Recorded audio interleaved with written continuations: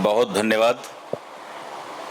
कार्यक्रम की अध्यक्षता कर रहे माननीय कुलपति महोदय, मुख्य अतिथि आदरणीय पूज्य भिक्षु सुमेरु थेर जी, जैसा आज ही मेरा साक्षात्कार मुझे लगता है कि प्रथम बार आपसे हुआ है।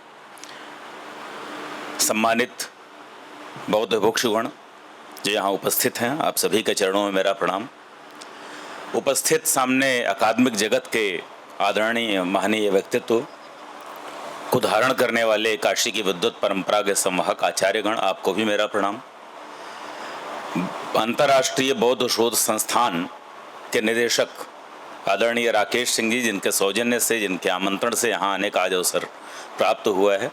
वैसे तो मैं इस संस्थान को भी अपना ही मानता हूँ। काशी में जब हम कार्य कर रहे हैं और संस्थान में कई बार आने का अवसर प्राप्त हुआ है, लेकिन आज पहली बार संस्थान में किसी और ने बुलाया है इसलिए आना हुआ है, नहीं तो संस्थान बुलाता था।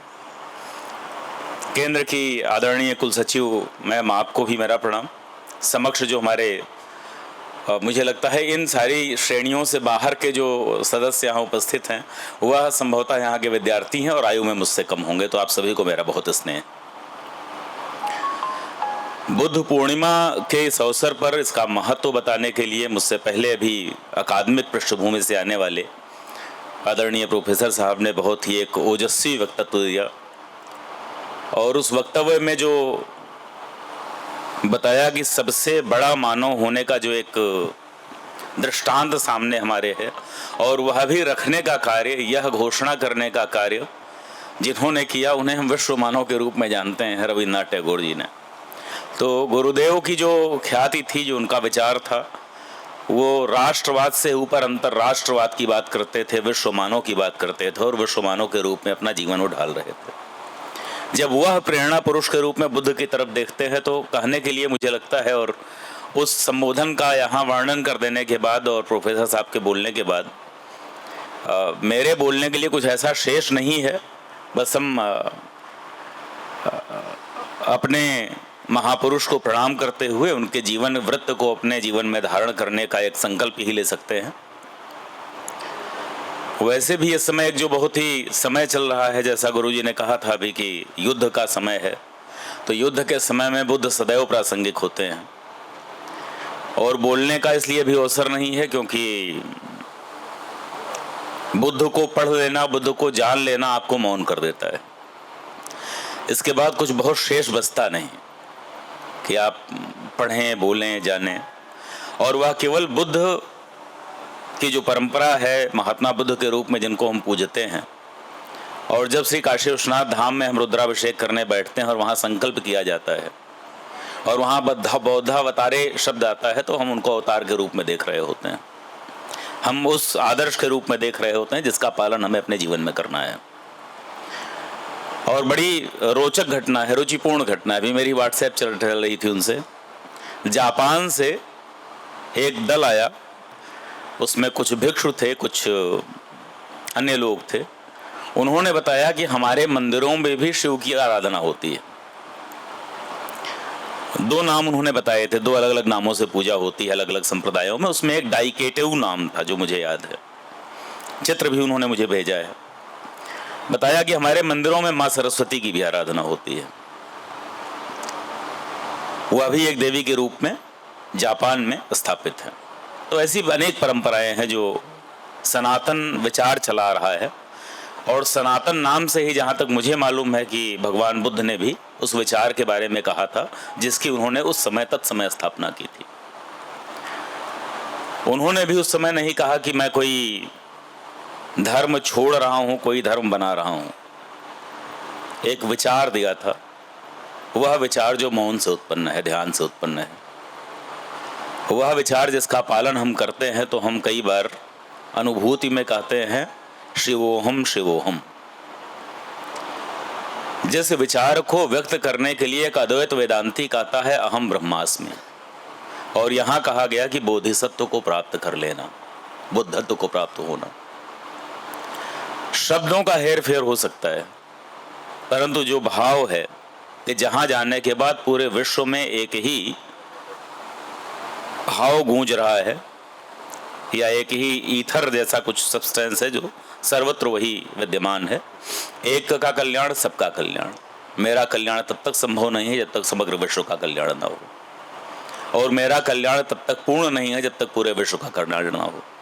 और ऐसे समय में भगवान बुद्ध का जो जन्म होता है, मतलब देखिए, मुझे लगता है कि जो ऐसी घटनाएं होती हैं जो पूरी मानवता को या पूरे विश्व के इतिहास को आपके सामने प्रतिबिंबित करें, वह सभी के लिए होती है, केवल उसके लिए नहीं होती जो बहुत पढ़ा लिखा है, कुछ पढ़ लिख लेगा। उनके लिए भी होती हैं, महान विचार उनके लिए भी उतरते हैं जिनको पढ़ने का अवसर इस जन्म में नहीं मिला, जिनकी प्रज्ञा का स्तर उतना विकसित नहीं हो पाया। उनके लिए संदेश कितने संक्षेप में दिया है। भगवान बुद्ध के जीवन की तीनों घटनाएं बुद्ध पूर्णिमा या पूर्णिमा के दिन हो रही हैं, वैशाख पूर्णिमा के दिन हो रही हैं। पूर्णिमा जब चंद्र पूर्ण होता है। भारतीय सनातन विचार परंपरा में चंद्रमा को मन का देवता माना गया है। आपका मन होता है जो कभी दुखी होता है, कभी सुखी होता है, वह मन पूर्णता को प्राप्त करता है, तब बुद्ध का जन्म होता है, तब बुद्ध को निर्वाण प्राप्त होता है, तब बुद्ध को ज्ञान प्राप्त होता है। तीनों महत्वपूर्ण घटनाएं ऐसी पूर्णिमा के दिन हो रही हैं। वैशाख का मास जो है वह सनातन परंपरा में फल देने वाला मास माना गया है। गेहूं में फल आता है, कहा इससे पहले जो ऋतुएं हैं उनमें कभी फूल आता है, कभी सिंचाई होती है, कभी रोपण करते हैं, परंतु आपका विचार फलीभूत होता है वैशाख पूर्णिमा के दिन। तो वह फलीभूत किस रूप में होता है? मानवता के लिए बुद्ध के जन्म के रूप में होता है। बुद्ध का जो शरीर था, तथागत का जो देह थी, उस देह से हम जिस मानव को पहचानते हैं, मानवाकृति को पहचानते हैं, वैसे तो पूरे विश्व में वही हैं, सर्वत्र व्याप्त हैं। जैसे हमने शिव का भी एक रूप बना दिया है, उस रूप को अपने उस रूप में जो ज्ञान की प्राप्ति होती है वैशाख पूर्णिमा के दिन होती है, फल प्राप्त होता है। और निर्वाण के रूप में जो महाबोधि प्राप्त होती है वह भी वैशाख पूर्णिमा के दिन प्राप्त होती है। बुद्ध हो जाना संभव है, मार्ग बताते हैं बौद्ध दर्शन में। मैं उसमें बहुत गहराई में नहीं जाऊंगा। यहाँ मुझे लगता है सभी जो स्कॉलर्स हैं उन्होंने खूब पढ़ रखा है, तो उसको रिपीट करने का बहुत मतलब नहीं है। 4 आर्य सत्य हैं, दुख निरोध का मार्ग है, अष्टांग मार्ग है, द्वादश निकाय है, ठीक है। तो बुद्धत्व प्राप्त हो सकता है, प्राप्त हो सकता है, इस नाते उसके लिए आप प्रयास कर सकते हैं।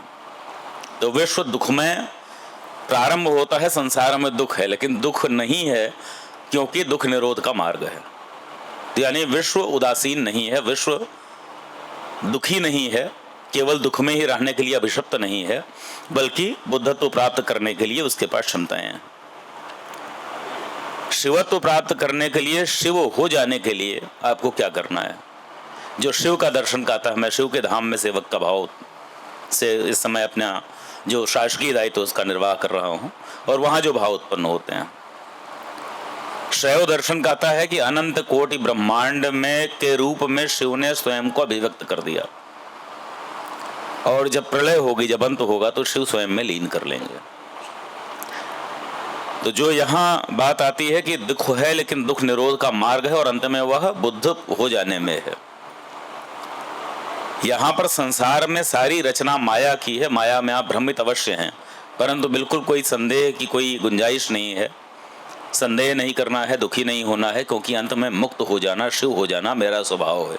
मेरा तात्पर्य हम सभी का, हम सभी का तात्पर्य केवल मनुष्यों का नहीं, जीव के रूप में जो उपस्थित हैं, जो जड़ के रूप में उपस्थित हैं, जो चेतन के रूप में अवस्थित हैं, और जो इन सबका अंतर्निहित कारक तत्व है, इन सबका शिव हो जाना स्वाभाविक है, क्योंकि वही उसका स्वभाव है, वहीं से वह उत्पन्न हुआ था।